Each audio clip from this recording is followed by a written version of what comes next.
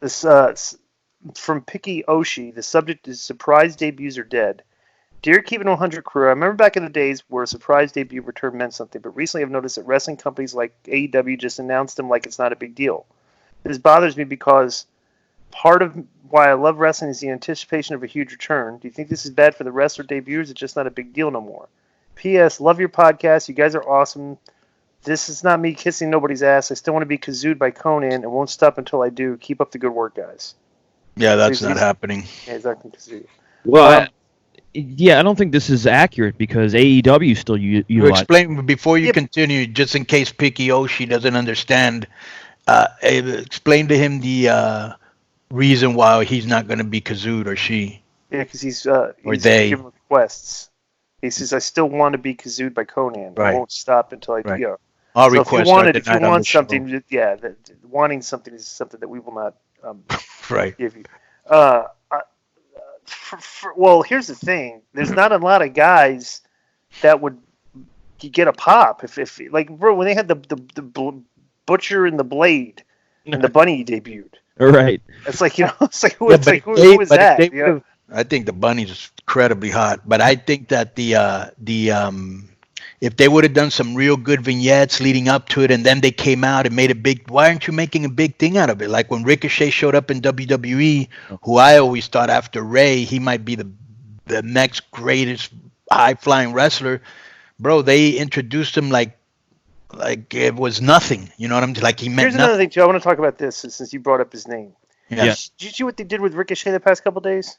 Yeah, bro. They're just burying him. Well, okay. Does he have heat? Absolutely. I would like to know, based on the way he was booked, if he spoke out and said, like, maybe they booked him against the way they booked him against Brock. Yeah. Maybe he didn't like it and said something. But it seemed like he had heat yesterday. I watched Raw, and they beat him on Raw too. They took a guy that was in there with Brock that you could have given a rub to if you had laid the match out differently, right? Right.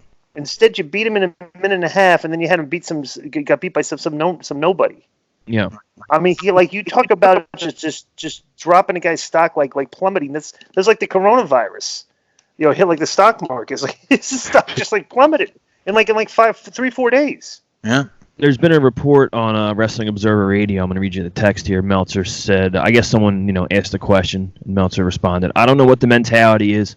Obviously, Ricochet's done. I mean, maybe they will, but it's Vince. He may change his mind next week, but this week, he's done. He's so done. This was a burial without a doubt. But who knows? Vince just gets these things in his head, like with Cedric Alexander, who was supposed to get a big push, and Vince just kept burying the guy, and now he's burying another guy. So I guess Meltzer is of the opinion that Vince has he doesn't. But he doesn't know why he's getting buried. He didn't say why. Yeah. Right. So nobody does. But I'm assuming the guy's got heat somehow. All right. Right. Yeah. And that's what we always say: when you can't figure something else, the guy has heat. But I just wanted to say before we move on to the next question that the surprise debuts thing, I don't think that's accurate because AEW still accomplishes them pretty well. If you remember their first pay-per-view, Jon Moxley debuted. That was a huge deal at the time. Cabana just debuted at the last show. Swagger debuted on their first TV show. So they're still trying it. It's just a matter of, is there big enough names for it to matter? I thought Moxley was a huge surprise.